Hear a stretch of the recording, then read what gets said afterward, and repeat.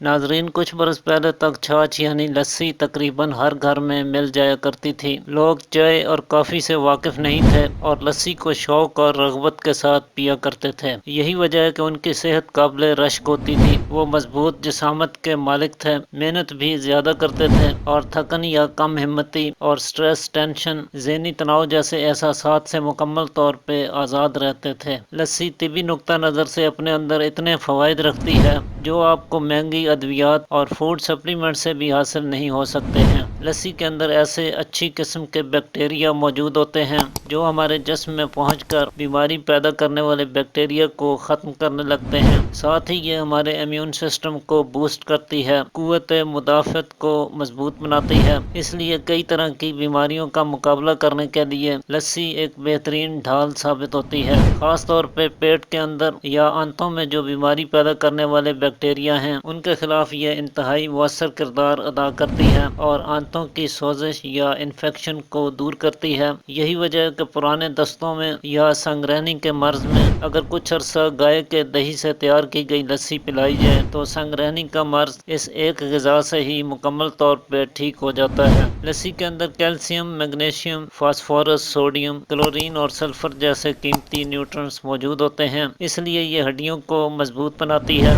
گوشت، ہڈیوں اور پٹھوں کی گروتھ میں اہم رول ادا کرتی ہے، جبکہ اس میں اینٹی ایجنگ پراپرٹیز بھی بھرپور طریقے سے پائی جاتی ہیں جس کی وجہ سے آپ کی جلد جوان رہتی ہے، جھریاں پیدا نہیں ہوتی ہیں اور بڑھاپے کے اثرات دیر سے ظاہر ہوتے ہیں۔ اس کے علاوہ یہ کھائی گئی غذا کو ہضم ہونے میں مدد دیتی ہے۔ آج کل جس طرح کی ثقیل اور دیر سے ہضم ہونے والی غذائیں ہم کھاتے ہیں، ان غذاؤں کے ساتھ اگر لسی کو بھی استعمال کیا جائے تو اس سے ہمارا ڈائجسٹو سسٹم بہتر رہتا ہے اور ہمارا معدہ اور آنتیں ایسی غذاؤں کے مضر اثرات سے بھی محفوظ رہتے ہیں۔ اس میں لیکٹک ایسڈ پایا جاتا ہے جو معدہ اور پیٹ کے اندر گیس پیدا ہونے کے عمل کو روکتا ہے۔ معدہ کی جلن اور گرمی اس کے استعمال سے دور ہو جاتی ہے، جگر کی گرمی کو اور مثانہ کی گرمی کو کم کرتی ہے۔ البتہ جن لوگوں کو معدہ کی کمزوری کا مسئلہ ہوتا ہے، معدہ کمزور ہوتا ہے، ایسے لوگوں کو بعض دفعہ لسی ہضم ہونے میں دقت ہوتی ہے، تو ایسے میں لسی کو بلو کر مکھن اچھی طرح سے نکال لیں اور لسی میں قدرے پانی ملا کر پلائیں تو اس سے ثقل پن یعنی بھاری پن دور ہو جاتا ہے اور یہ جلد ہضم ہو جاتی ہے۔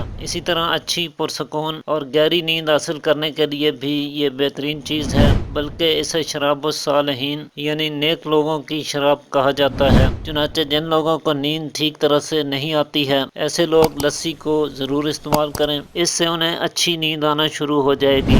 بلغمی مزاج کے افراد جنہیں اکثر نزلہ زکام کی شکایت رہتی ہے، بلغم کی زیادتی کے باعث دمہ یا سانس کی تنگی کا مسئلہ ہے، اکثر بخار رہتا ہے، کمر میں اور جوڑوں میں درد ہوتے ہیں، نیند زیادہ آتی ہے، ایسے افراد کو لسی کا استعمال کرنے سے گریز کرنا چاہیے کیونکہ اس سے ان کی تکالیف میں اضافہ ہو سکتا ہے۔ تو آج کے لیے اتنا ہی ناظرین، امید کرتا ہوں آج کی ویڈیو آپ کے لیے مفید ثابت ہوگی۔ اسی کے ساتھ اجازت چاہتا ہوں، اللہ حافظ۔